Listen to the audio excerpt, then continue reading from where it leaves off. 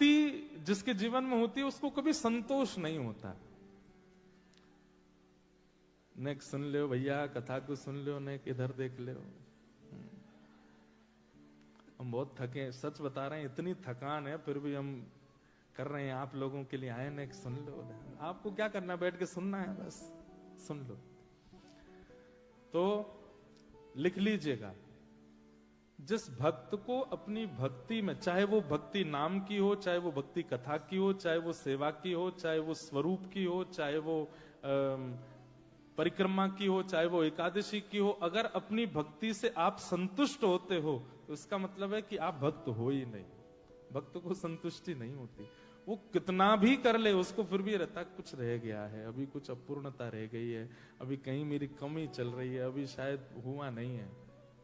जैसे प्रेमी, वो अपने प्रियतम को या अपनी प्रियतमा को कुछ भी दे दे, अगर उसको ये लगता है मैंने बहुत दे दिया, इसका मतलब है उसका प्रेम है नहीं।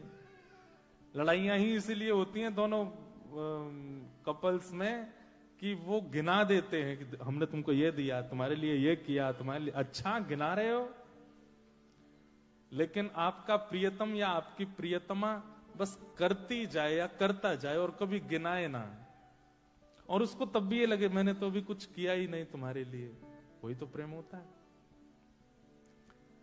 ऐसे ही आप एकादशी हर साल सारे महीने की एकादशी करते हो, लेकिन आप साल के अंत में एकादशी करते समय खुश हो जाते हो, इस साल एक भी एकादशी का नियम नहीं टूटा, बड़ा अच्छा हुआ। इसका मतलब कहीं दोष है, आपको संतुष्टि क्यों हुई? वृंदावन गए और वृंदावन की परिक्रमा, गोवर्धन की परिक्रमा, यमुना जी में स्नान, संतों के दर्शन सब करके जब वापस एयरपोर्ट पर आए तो बड़े खुश होकर फ्लाइट में बैठे, बहुत अच्छे से यात्रा हो गई, सब बढ़िया हो गया, कुछ भी छूटा नहीं, अब तो बड़ा अच्छा। इसका मतलब है अभी करी नहीं, आप फिर भी चिंता में रहोगे, कुछ छूट गया, कुछ रह गया, अभी पूरा हुआ नहीं। परसों यहां कथा पूरी हो तो कईयों को ये लगे कि 3 ही दिन बस, ये तो कुछ हुआ ही नहीं, महाराज जी तो ऐसे पलक झपकते से आए चले गए। मैं बोल रहा हूं आपको, पता नहीं भारी लग रहा हो कहीं अरे यार कब जाएंगे वैसे ऐसा लग तो नहीं रहा किसी को, हमने कोई जबरदस्ती हाथ पकड़ के तो बुलाया नहीं आपको, इतनी संख्या में आप आए हो, इसका मतलब अच्छा लग रहा तभी तो आए हो। तो भक्त को कभी अपनी क्रिया से पूर्णता का अनुभव नहीं होता, संतुष्टि नहीं। एक बात याद रखिएगा, संसार की हर क्रिया में संतुष्टि रखो, संतोष कर लो, जितना किया बहुत है, और भजन में सदैव असंतुष्ट रहो। चाहे जितने श्रृंगार कर लो ठाकुर जी का, सब आगे कह जा अरे तुम्हारे ठाकुर जी तो बहुत ही बढ़िया लग रहे हैं, अभी कमी रहे, कुछ तो रह गया, अभी और बढ़िया कर सकता था, ये और बढ़िया कर सकता था। ये भाव जितने दिन आपका भक्ति में बना रहेगा, भक्ति उतनी चरम स्थिति को प्राप्त होती रहेगी। जिस दिन आप संतुष्ट हो गए अपने भाव से, उसी दिन भक्ति गिरने लगेगी, घटने लगेगी। और एक बात और कह दूं, अगर आप अपने भजन भाव भक्ति निष्ठा नियम से संतुष्ट हो गए हो, तो इसका मतलब ये समझ ली ठाकुर जी भी आपसे बस राम राम कर रहे हैं, बहुत है भैया, जितना है वो बहुत है।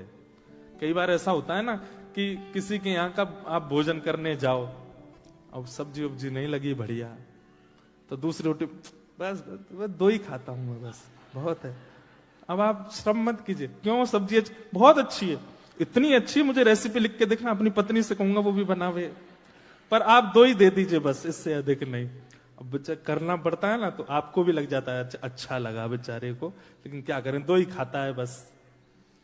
फिर बाहर निकल के रेस्टोरेंट से फिर कुछ मंगाएगा, यार भूख लग रही है, अधूरा छोड़ के आया हूं, उसको बुरा ना लगे इसलिए बोल के आया कि पूरा। ऐसे ठाकुर जी करते हैं। फिर आपको जब संतुष्टि का अनुभव होने लग जाए तो ये समझ जाइए ठाकुर जी वही वाली हरकत कर रहे हैं, बस बहुत है, इतने में ही खुश हूं मैं, तुम इतना ही रहने दो।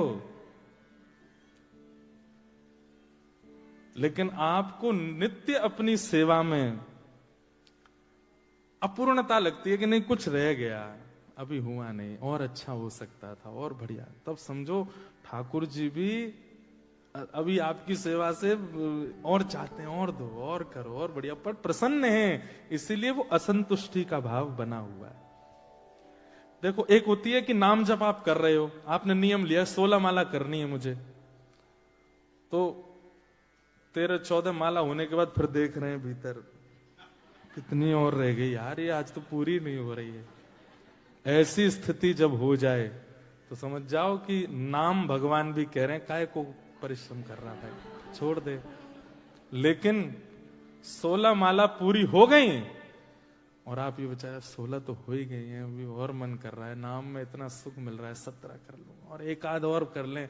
अरे तुम्हारे ऑफिस का समय हो गया, जाना है आज, ज्यादा से ज्यादा क्या होगा, 1 घंटे की फीस ही तो कट जाएगी, कर ले थोड़ा नाम और जप लेते हैं। ऐसी इच्छा नाम के प्रति, ये अपने अंदर ये अपूर्णता का अनुभव होना, भक्ति के प्रति, भजन के प्रति, भाव के प्रति, सेवा के प्रति, नाम के प्रति, समझो कि आप भक्ति के पथ पर बिल्कुल बढ़िया जा रहे हो, क्योंकि आपको कहीं ना कहीं असंतुष्टि होती है। रत्नावती को अब वही होने लगा, पहले तो नाम से सुख, फिर कथा से सुख, अब सेवा से सुख। लेकिन अब सेवा करते करते भी रत्नावती अपनी दासी को बोलती है, मेरे को ऐसा क्यों लगता है कि कुछ रह रहा है, जबकि रानी, हम आप लोग तो जैसी सेवा करते होंगे, रानी तो हम तो पुष्प के बंगले बनाते होंगे, वो तो नगों के बंगले बनाती थी, वो तो मणियों के बंगले बनाती थी, वो तो ठाकुर जी के लिए सोने चांदी के थाल में भोग लगाती थी, किसी भी प्रकार की कोई कमी नहीं छोड़ती थी सेवा में। लेकिन फिर भी उसको अपूर्णता का अनुभव होता था, क्योंकि ठाकुर जी उसको स्वीकार कर रहे हैं ना, इसलिए उसके मन में और कुछ करने की इच्छा, और भाव, और भाव। तब दासी ने कहा, रानी अब तो एक ही चीज है जिससे आपके हृदय को संतुष्टि तो नहीं मिलेगी, लेकिन हां शांति हो जाएगी। और वो क्या है? बोले हरिजनों की सेवा। हरि की सेवा हो गई, अब हरि यश गाने वाले, हरि दासत्व में रहने वाले, हरि का नाम स्मरण करने वाले और सदा हरि में ही लीन रहने वाले, अब भक्तों की सेवा करोगे तभी आपके चित्त को शांति होगी। ये बहुत ऊंची बात है बंधुओं। आप अपने किसी मित्र को अपने तक सीमित रखते हो, ये मित्रता नहीं है।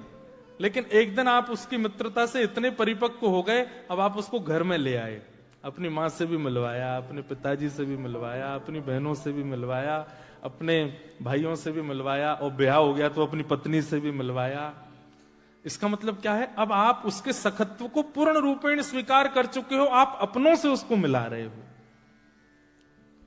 लेकिन कई ऐसे दोस्त हो, तो बुरा नहीं मानना है, जो घर के बाहर ही से फोन, हाँ भाई आ गए, बाहर आ जा, भीतर मत आइयो, डोर बेल मत बजियो, मैं ही आ जाऊंगा बाहर, तुम लोग घर में लाने लायक नहीं हो।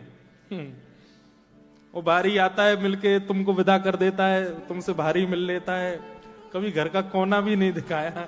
हाँ, कभी कभी होली दिवाली की होती है तो भी कह देता है, सुनो गराज में ही रखा तुम्हारा भोजन, वहीं कर लो, वहीं से निकल लो। ऐसी ठाकुर जी की भक्ति भाव है। ठाकुर जी जब आपकी सेवा से अति प्रसन्न हो जाते हैं, ठाकुर जी जब आपके नाम से अति प्रसन्न हो जाते हैं, आपके भाव से अति प्रसन्न हो जाते हैं, तब अपने जनों से परिचित कराते हैं, अपने जनों से परिचित कराते हैं। फिर आपको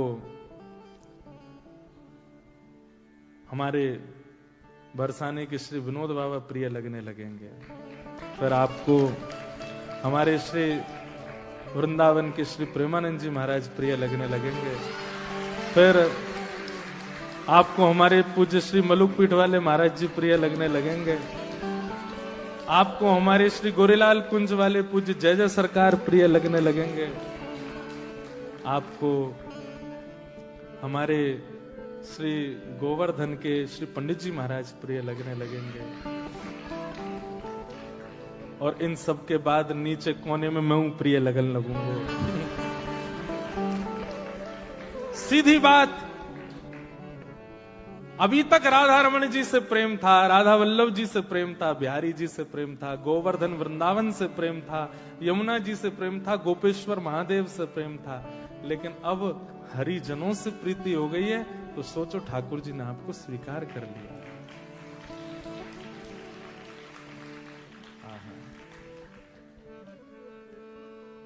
आप ये बजा देते हैं और फिर मेरा गाने का मन करता है।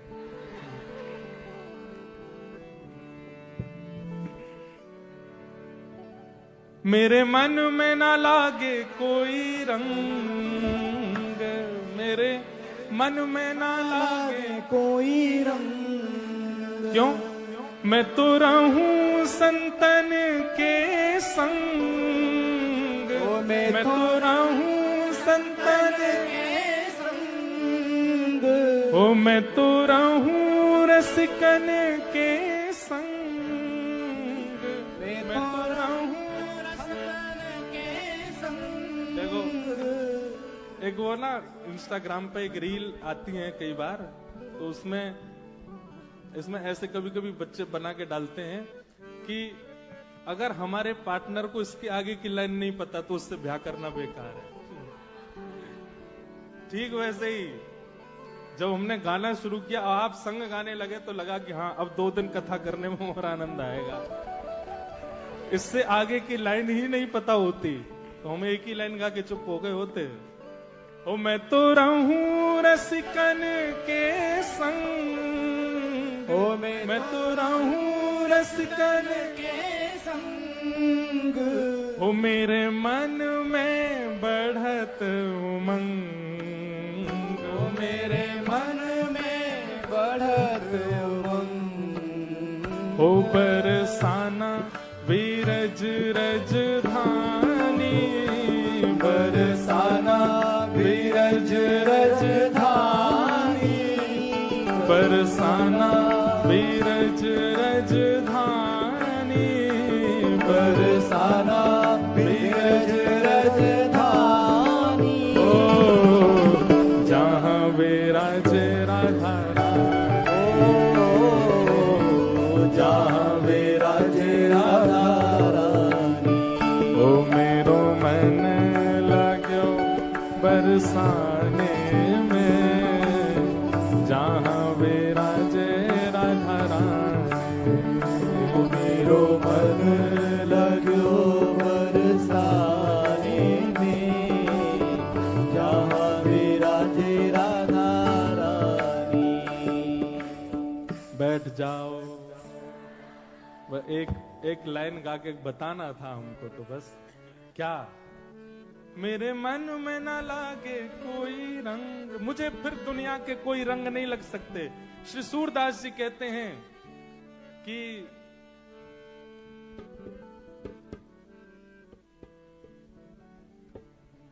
कृष्ण रंग अगर चढ़ गया, सूरदास काली कामर पे चढ़े न दूजो रंग।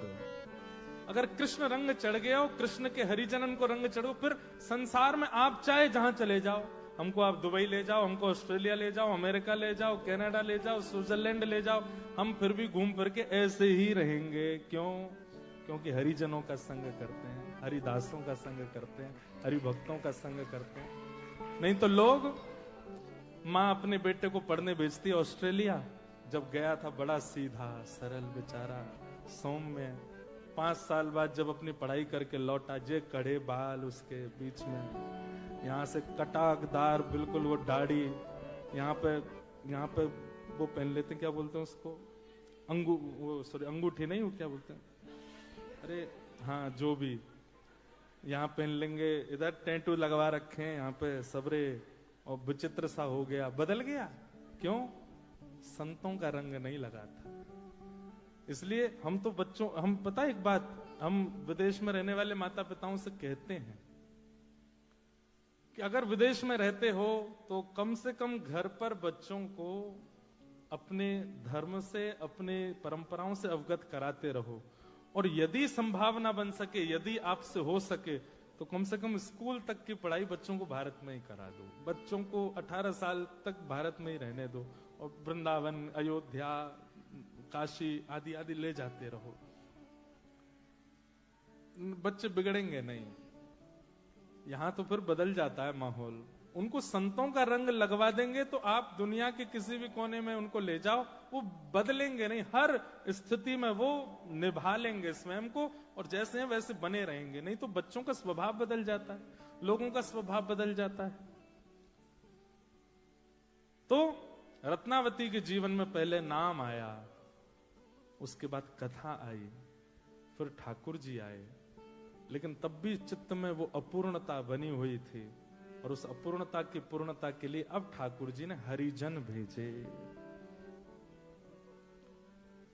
हरिजन, एक बात याद रखिएगा, कथा अच्छी लगती है, ठाकुर जी अच्छे लगते हैं, नाम अच्छा लगता है, कीर्तन अच्छा लगता है, लेकिन हरिजनों के प्रति ऐसी श्रद्धा नहीं प्रकट होती। हाँ ठीक है, कथा सुनने तक हम सीमित हैं, लेकिन हमको ऐसी कोई विशेष इनसे लगाव नहीं, आकर्षण नहीं है। आकर्षण होना भी नहीं चाहिए, पर एक विशेष प्रकार की उनके प्रति प्रीति हो जाए तो समझो ये ठाकुर जी की कृपा है। 32 सेवा अपराध हैं, इन पर मैं प्रकाश डालूंगा कथा में। 32 प्रकार के सेवा अपराध हैं, उनमें एक सेवा अपराध पता है क्या है? आप अपने ठाकुर जी की सेवा कर रहे हैं और उस समय कोई हरि भक्त आपके घर आ जाए तो आप उस हरि भक्त को अटेंड ना करके सेवा में ही लगे हुए हैं, किसी से कहते हैं बैठा दो इनको, मैं अभी सेवा में हूं। ठाकुर जी कहते हैं मेरे वस्त्र आधे ही छोड़ के पहले जाओ, पहले उससे मिलके आओ, मेरा जन कोई आया है, पहले उसको बैठाओ।